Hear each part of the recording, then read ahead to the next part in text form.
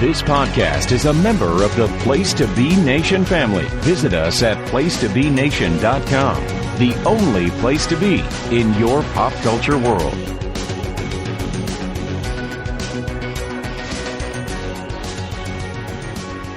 Place to Be Nation Pop Experience. Welcome back to another episode of Pop Goes Degrassi. I'm your host, James Gruenberg, and alongside with me is my co-host, John Kesselika. John, how are you doing tonight?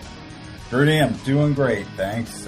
Spring is in the air over here in Vietnam, and I'm sure with baseball season underway by you, also getting into the full swing of spring. And, up in Toronto with our friends at Degrassi, though, it's sort of springtime, but we're still playing basketball, it seems. But, hey, seasons never seem to be of the utmost, accuracy and portrayal on this show. But glad to spend some more time back with our friends, even if it's only for one episode tonight, as we will be.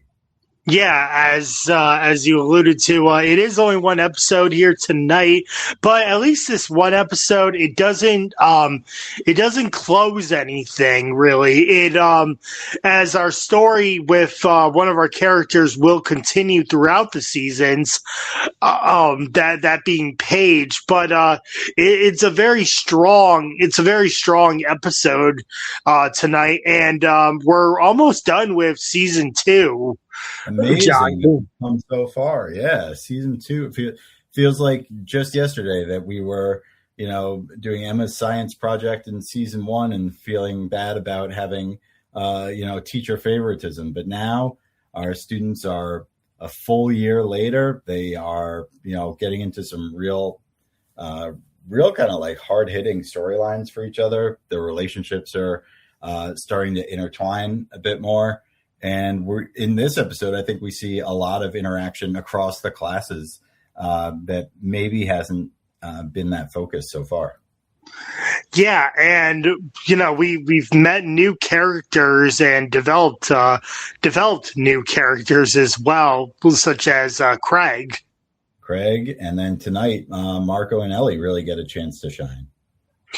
Yeah, I mean they've shined before, like with that whole storyline about Marco and Ellie dating, and then Ellie's like, "Oh, do you think I'm hot?" And I think we get a closure on this as well. But it's a lot of character development in this season too. It's like if we were to go back, I'd be like, I only remember the Craig stuff.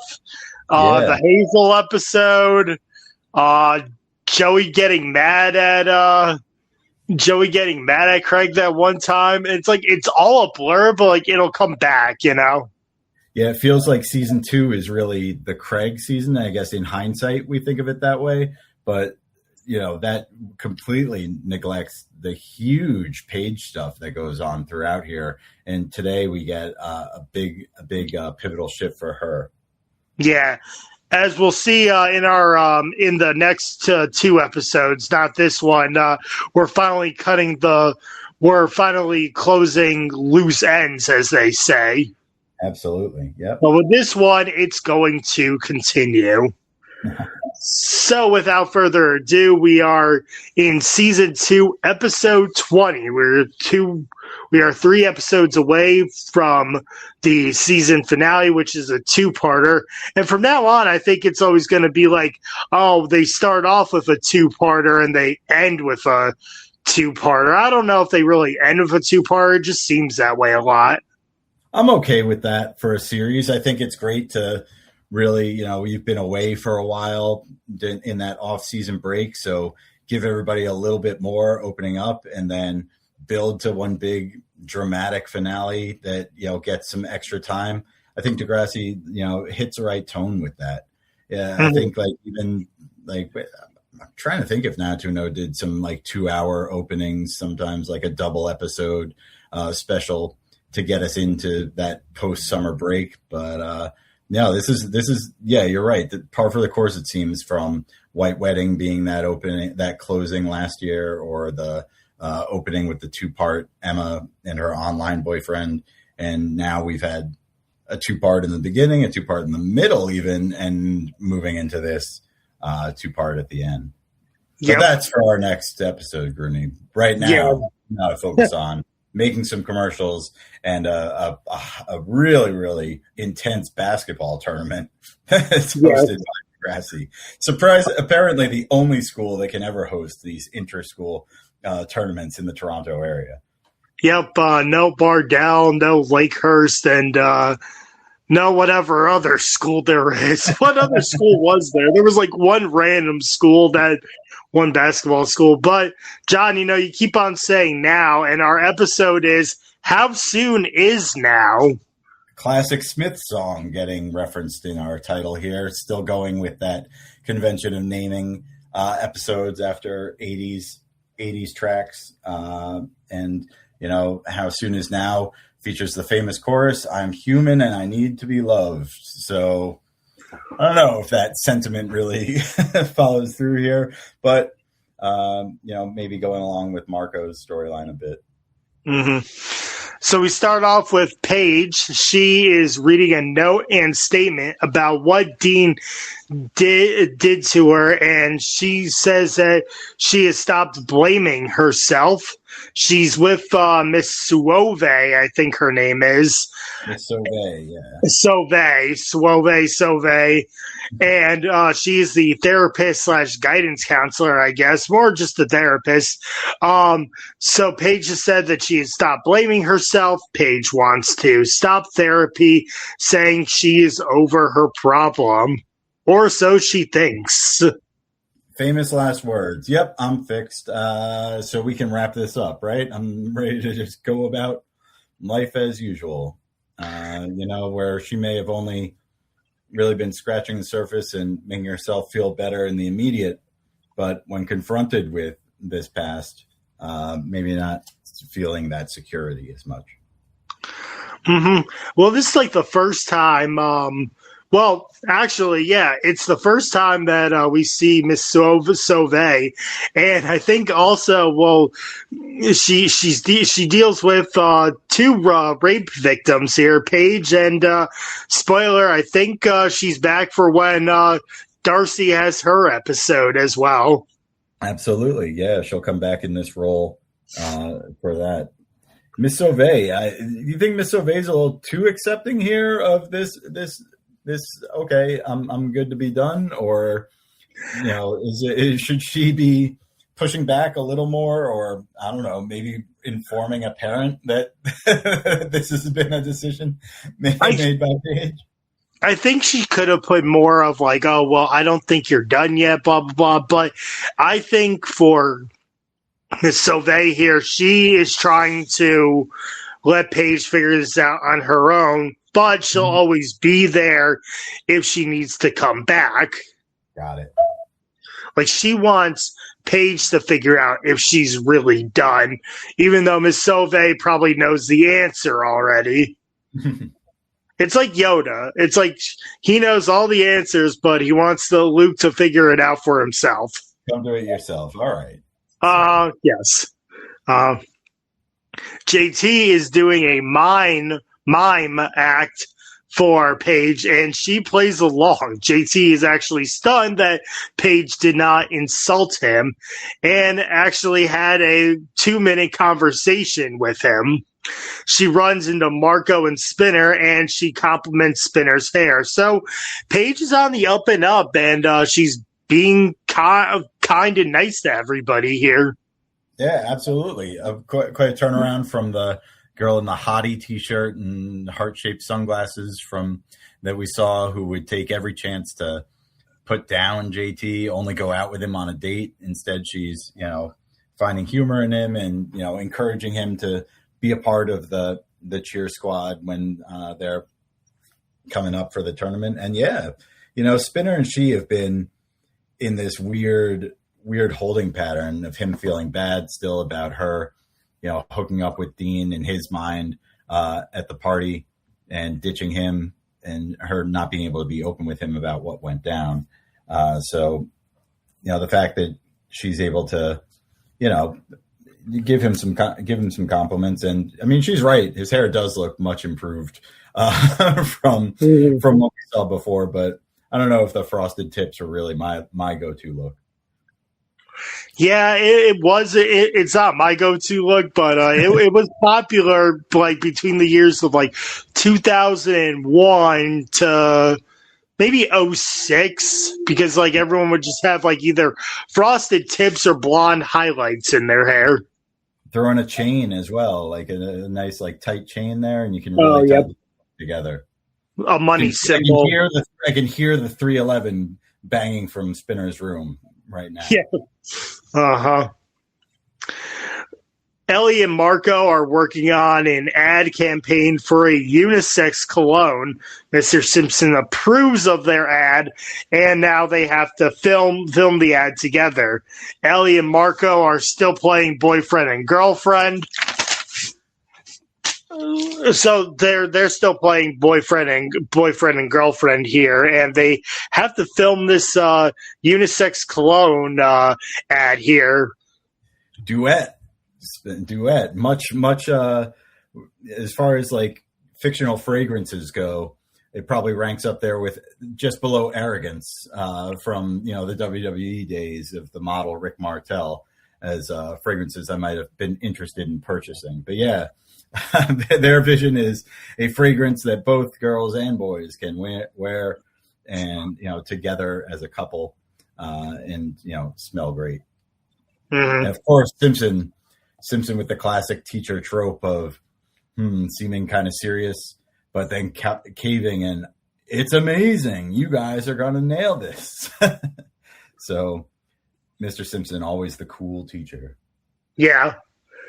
Paige and the Spirit Squad are practicing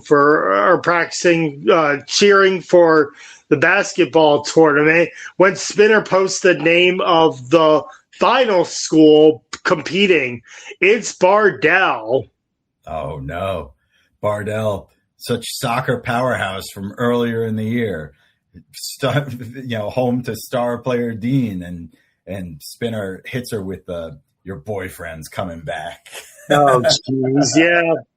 So now who put Spinner in charge of posting the names to the tournament, and why did they not know who this mystery school would be until this time? This isn't the Royal Rumble; it's a basketball tournament in Toronto high schools. Yeah. I mean, everybody would have the list like a week or a week and a half before the tournament. This is like what 2 days before the tournaments. Cue the JR clip. That's Dean's music. Yeah, that's gotta be Dean's school. Gotta be Dean's school. Yeah. Yeah.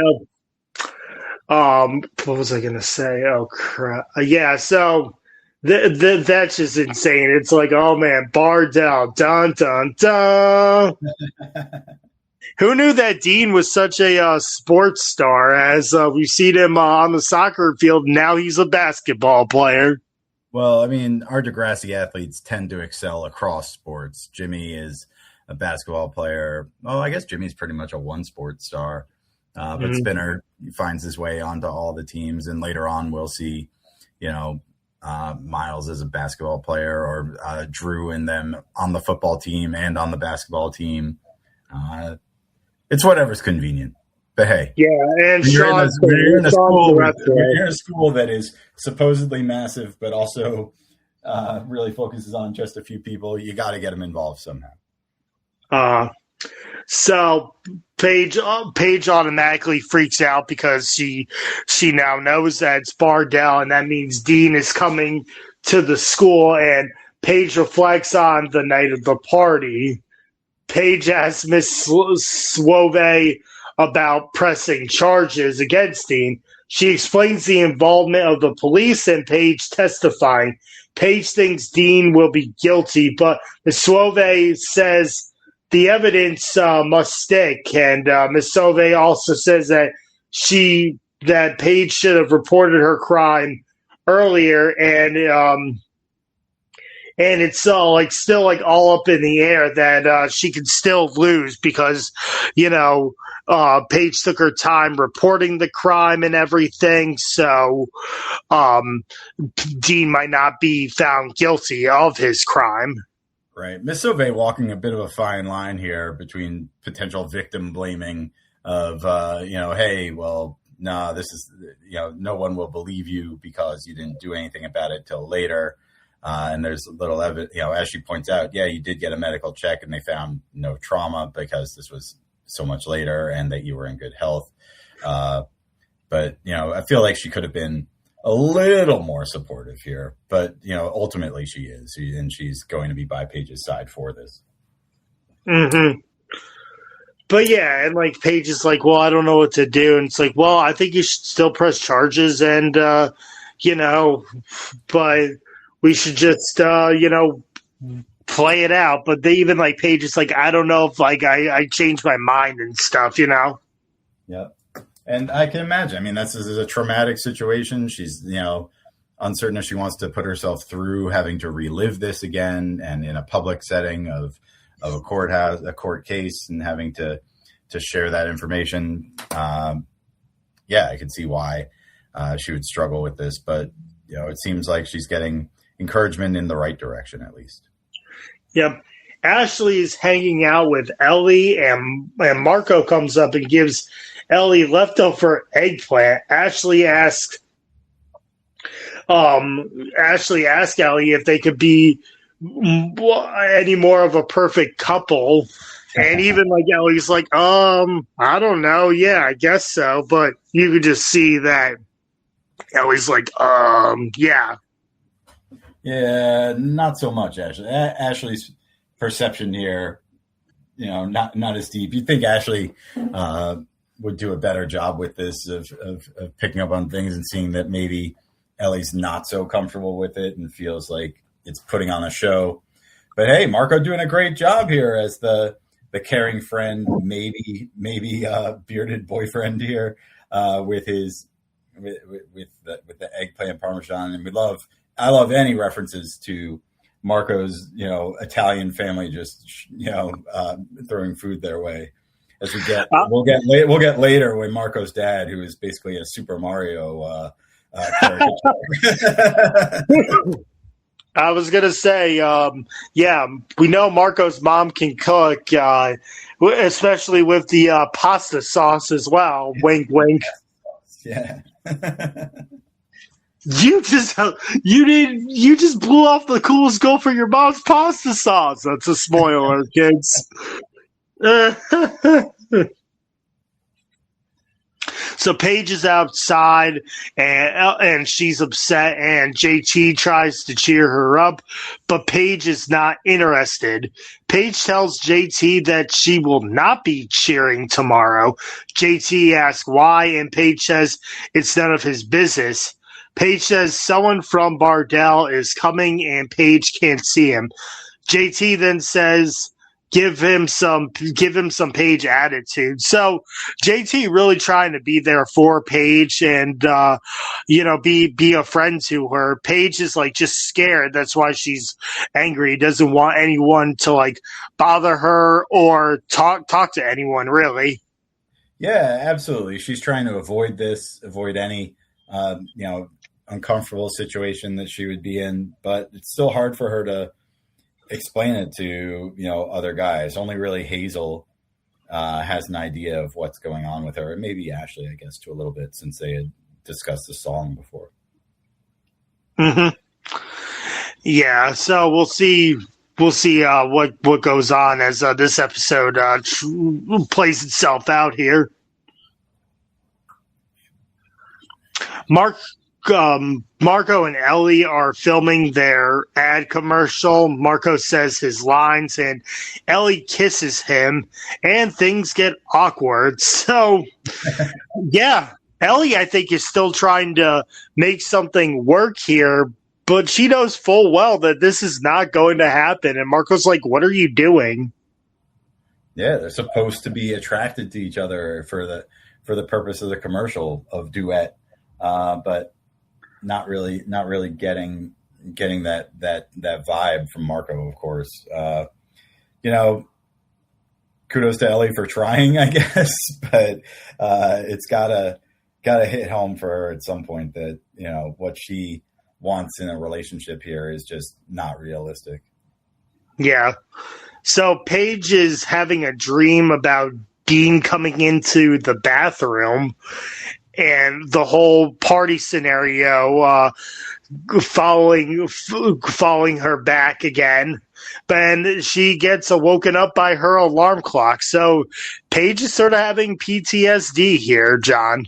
Absolutely. Who can blame her? Yeah. This is, you know, the most traumatic experience of her lifetime, and she's being forced to confront or be in the same room possibly as her attacker. You know, this is what's really motivating her actions throughout the whole episode. So we really feel for Paige in this episode, I would say. Yeah. So the buses of the other teams arrive for the basketball tournament, and Paige sees the Bardell bus, and she sees Dean getting off the bus. She tries to go inside, but Dean spots her and catches up to her and tells her to hold up. Paige tells Dean to never talk to her again. Dean says they had fun, but Paige says it wasn't fun. Dean tries to tell Paige she wanted to see him. Paige tells Dean she said no, but Dean says she asked for it and got it. Oh, the classic case scenario here. Dean just a slime ball throughout in this, and he's ramped it up from the first time we met him. Like he just goes hard in his defense of his actions, and you know, I love him kind of playing the victim up front when he talks to her. He's like, "Oh, what do I have to expect here? Another like performance from you and your girlfriends?" Or referencing the musical performance of PMS earlier on. Mm-hmm. Yeah. So, yeah, it's like the classic case scenario here, as you know, it's like a he said, she said sort of thing. Yeah, but Dean just so entitled, thinks he's protected on this. As long enough has passed, you know what? He's, you know, painting the story to her of this is what you wanted. You know, you came on to me. You went up in the room with me. So completely neglecting the idea that she at one point did say stop, say no. And, you know, he can't get through his thick Bardell skull. Yep. So then, Ellie and Ellie changes the direction of the video, and Marco agrees to it. And then Bardell and Degrassi are preparing to play each other, and Dean walks up to Paige, and she leaves. So Spinner asks Hazel what's up with Paige. Is she still hung up about Dean? Spinner says he was at the party and knew what happened. Hazel asks, what if Paige said no? Spinner says the only one Paige said no to was Spinner. Ouch. Oh, still just not reading the room, Spinner.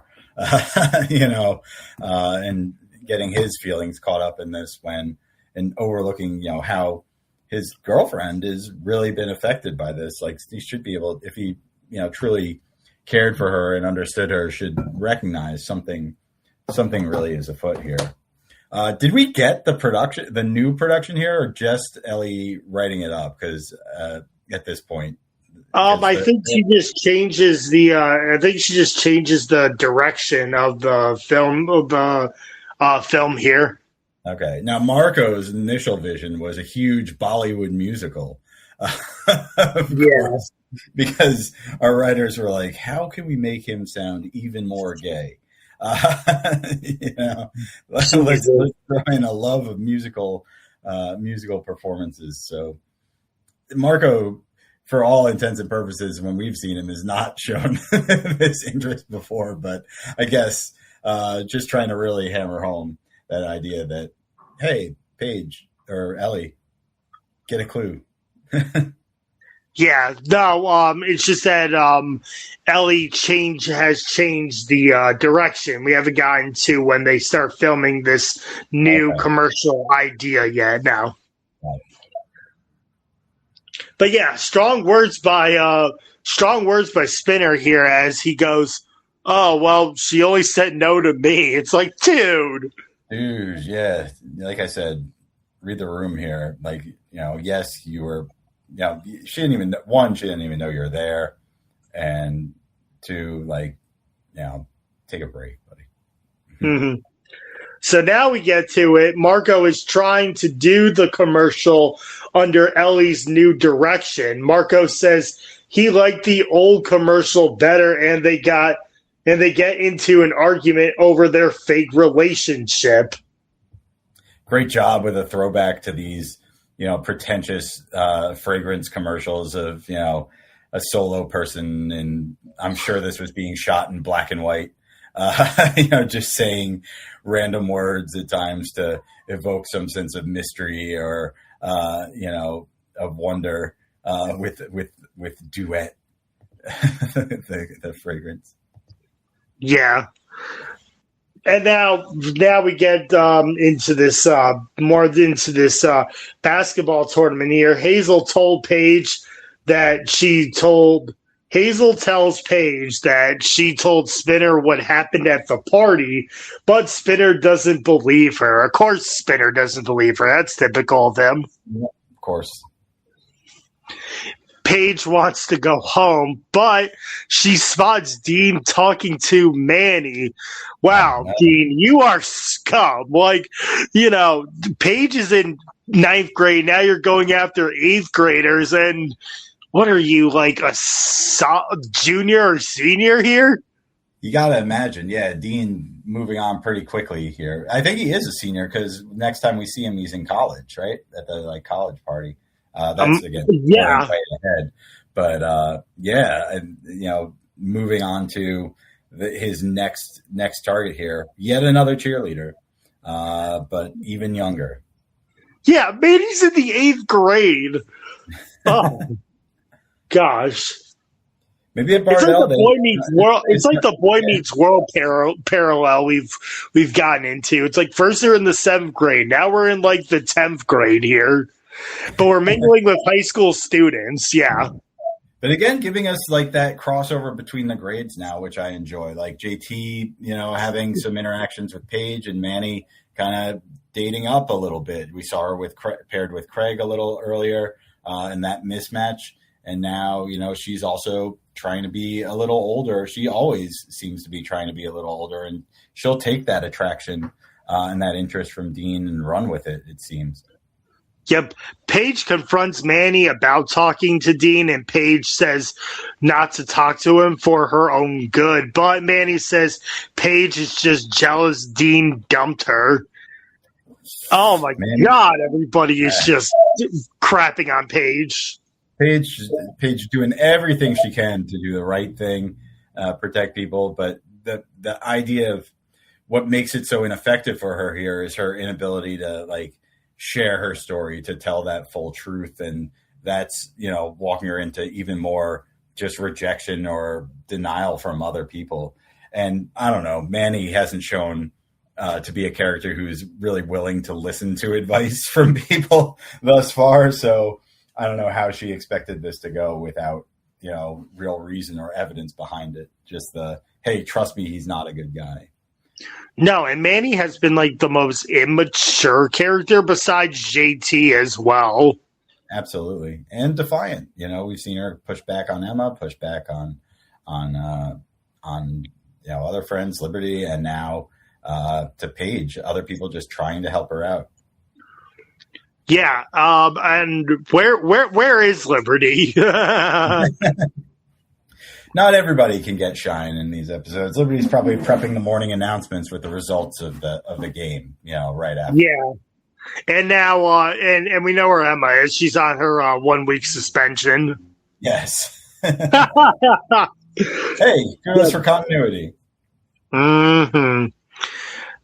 So JT tries to talk to Paige, but she tells him to go away. JT tells Paige the squad needs her. Paige breaks down and tells JT Dean raped her. So JT marches back into the gym, right into the game is going on, and JT tries to fight Dean. In the mascot uniform without the head. A great scene from JT. Would you have expected JT to be the character that Paige actually opens up with here and shares this? I think that was a great moment for her, that she can connect with him on this trail, and that JT jumps up at the chance to protect her honor in a way here and goes right in. Well, we've all known that from the start that JT has had a crush on Paige, and JT's very nice. Like, you wouldn't think that someone with JT's maturity level would really believe and feel what Paige just said, but he processed it really well. He was like, whoa, nobody does that to my woman. Well, like, you know what I mean. No, exactly. Picture Spinner in this. Spinner already had a hard time believing it. He would have pushed back and been like, well, you must have given him some reason to think that this was okay. Or, why were you there in the first place? More victim blaming. But JT, no, he's sympathetic to Emma's case here and, marches right in. For those wondering, that if you've seen Grooney, the JT in the mascot hat with the head off, part of the inspiration for our design of the Pop Goes Degrassi, logo that we have on our stickers and shirts. If anybody's interested in those, there are a few floating around. I'll try to get more over to the States. Yeah. So. JT just leading his own charge, even though he might get his butt kicked, which he does, as he calls Dean Mr. Rapist, and he gets thrown to the ground. But the fight is stopped before any real blows can be portrayed here, as Dean is kicked out of the game, and then JT is sent to the principal's office by Coach Armstrong here. I love JT's weak punches here. I think that's, a perfect character note for him. Like, he's not going to be able to actually stand toe to toe with Dean, especially in a mascot costume, but he's doing what he can. I thought it was a good flailing effort on his part, and really pulling no punches verbally, outright with the yelling out, "What are you going to do now, Mr. Rapist?" at Dean. That's in a small gymnasium like we have at Degrassi, that I'm sure is picked up by everybody in the crowd and teammates there in hearing this, right? Yep. Do you think our Degrassi gym? What do you think, our Degrassi gym or the gym in Hang Time are bigger? They seem about the same size, of half the size of an actual basketball court. Yeah, they are really small. The gym is very small in Degrassi. So this Paige and JT friendship, it's going to continue throughout the years, and it leads to a memorable episode with JT and Spinner as well. Mm-hmm. Yeah, but I think this is, seeing this in front, maybe Spinner is getting a glimpse of, hey, how he should have responded instead of his, doubting that they presented to Hazel earlier. Yep.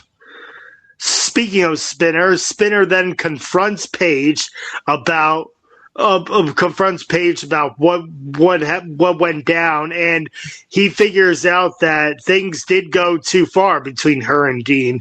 He confronts Dean outside, but Paige stops him. Paige tells Dean she is coming after him. Absolutely, and she's coming after him in court. She gets right in his face, says this isn't over. She's gonna press charges. She's gonna take the lead on this. Paige stepping up and face to face with Dean and not backing down. Great spine from Paige here. Really, really, really clutch moment for her. Yeah, a very a very angry statement by Paige, and she's laying down the law, like you said, and Lauren Collins again delivering a very great performance here. Yeah, one of Paige's best episodes, easily. Mm-hmm. Ellie is eating. No, not eating. Ellie is editing the commercial, and Marco and her talk about all the pretending they do. Marco admits to Ellie that he is gay, and they will always be friends. So Marco finally admits to Ellie that he's gay, and he came out of the closet, right, John?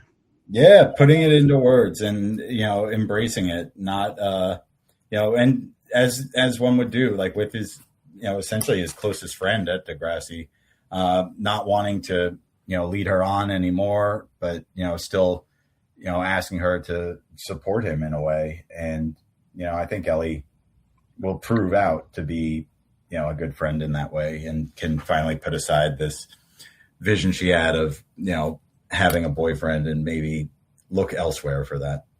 Mm-hmm. And I always think that Ellie was going to be like the best friend, and she's very like sympathetic with people as well.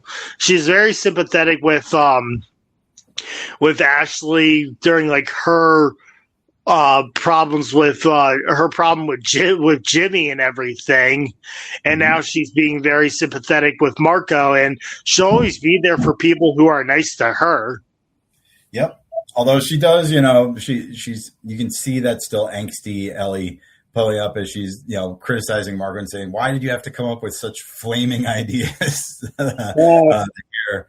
And that's what prompts Marco to say, "Listen, this is who I am, and you need to accept that." And I think he's finally getting through.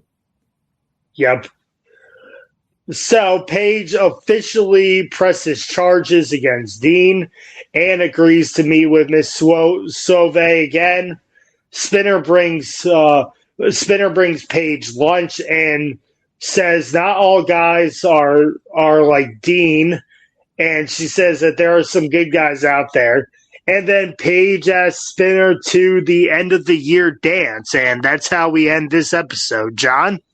Wonderful to see. Yeah, some reconciliation on their part, and I think Spinner with a really heartfelt idea that hey, not all guys are like that. I'm sorry you had to endure this, and I think even more so, he's realizing that she's been having to do this alone so far, and hopefully now she has, beyond just Hazel, some other friends that will be there and support her, Miss Sauve, JT. Spinner, and she can realize that this is something she doesn't need to suffer through on her own. No, so way to step up, Spinner. It took a while, but getting there. Yeah, and it just does seem that she has like the full might and force of her friends as well. Like you said, like $120 extra that he can, spend for her. Although no, he gave the money back. He didn't sell the MP3 player, right? No, he did not. Oh yeah, I forgot. Like Jimmy and Spinner aren't really on speaking terms. Yeah, we've still got some people on the outs with each other here, but at least we've reconciled one key relationship and started a new support friendship. With Paige and JT through this episode. What's weird, John, is that they're still acting like Spinner and Paige are a couple. And it's like they never made out. Did they never? Really? Okay. I don't think so. No. Like again, it goes back to like, oh, hon, Terry, hon, Spinner won't need your notes anymore. I was going to say he got the geometry notes, so yeah, maybe that's code. Yeah. It's always good that they end on a school dance. Now it's like almost summertime in Degrassi. Absolutely, yeah. They have dances a few times a year, it seems, but the year-end dance, this one is noted. So we're gonna get hopefully a fireworks free dance. Yeah. And, anything else as they wrap up the year. Yep. Like we said, we're always having trouble finding out what seasons we're in with Degrassi, and now it seems that summer is coming upon us. Like it's almost June, basically. Yeah, so maybe just a one-off basketball tournament after the season that ended, and all the teams are free to have one big citywide tournament here. Yep. So who else is missing in? I know we're getting to the end here. Let's tally off. Who else is missing in action? You mentioned Liberty, Craig missing in action, right? In this episode, Emma, Joey. Yeah, Spike for that matter. Yeah, Jimmy is on the team, so we imagine that he's there for the tournament. Toby and Sean, right? Yeah. Sean. Yeah. Yep. So hopefully, we see them give their last hurrahs for the season here. At least we're not. The good news is because I could not be able to do it. We're not tallying the points like the 90210, or there would be a lot of zeros as well.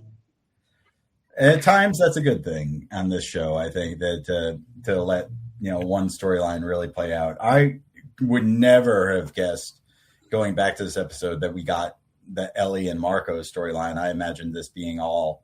I remember the Paige, Dean and Spinner and JT stuff so vividly, that this B plot here, existed in this episode. You could have told me it happened any other time. I wouldn't have pieced it together with this. Yeah, the other thing is that it's not just 6 characters. Mm-hmm. Or 7 characters. We're looking at 9 to 10 characters on and off, basically, and that number even goes up as the years go on. Absolutely.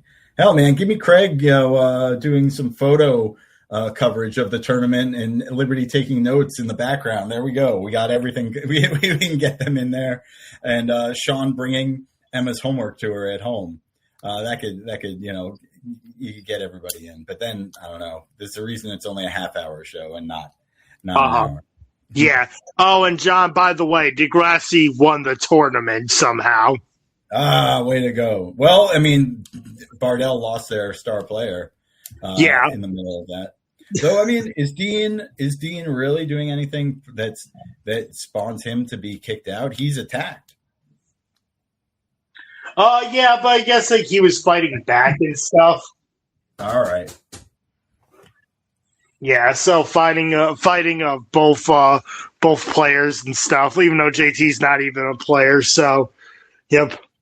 MVP, John, I think we can both agree that it's Paige. Yeah, 100%. This is a Paige episode in a good way. Real character growth for her from, being defiant in that she doesn't need any help moving forward at the beginning to recognizing that, one, she needs to take even more ownership of the situation, have control, but also be able to, open up to her friends and have them by her side.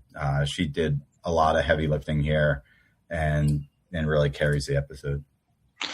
LVP, John. Who is least valuable? Who did the least for this? Spinner is doing his usual head in the sand act for the bulk of it. He gets that nice redemption moment at the end, so it's tough to put him. I guess I'd have to say, and I hate to do it to her. She's always been my favorite character on the show. But girls like Ellie Nash, sometimes are getting in their own way, and that's what she's doing here. Kind of sabotaging their project and nearly sabotaging the relationship with Marco throughout. Okay. John, I'm not going to go with the obvious choice of Dean. I'm actually going to go a little one step further. I'm going to actually say that the LVP is Manny. Do you want to know why? Because that is such an immature thing to say. Oh, you're just jealous. Nobody is jealous of you, Manny. You're really just an immature person right now. Yep. Okay. Yeah, I could see that. Manny has not gotten her looks that she will, like, in season 4 and 5. No, or even next season 3. I think we open up with Manny, really. Oh, yeah. So, but Manny doing Manny things, I guess. Yeah, especially for an 8th grader. Yeah. Mm-hmm. Yep. Well, John, before we go, do you have anything that you want to direct the listeners to? You mentioned our sister podcast over there, our brother podcast, however you want to say, some weird twin sibling from Minnesota podcast, I guess. The boys over at 902 and Noso still plugging through the college years, the first year of college at California University. I just recorded an episode with them recently where the team, the gang heads off to Vegas to get Brenda and Stuart married. So, wow. Yep. We're off and running there. And, JT and Tim always doing great work there. I think Tim's going to be joining us for our finale, correct? I'll have to talk to him about it, but if not, well, we can cover it. But I'll ask him about that. Yeah, John.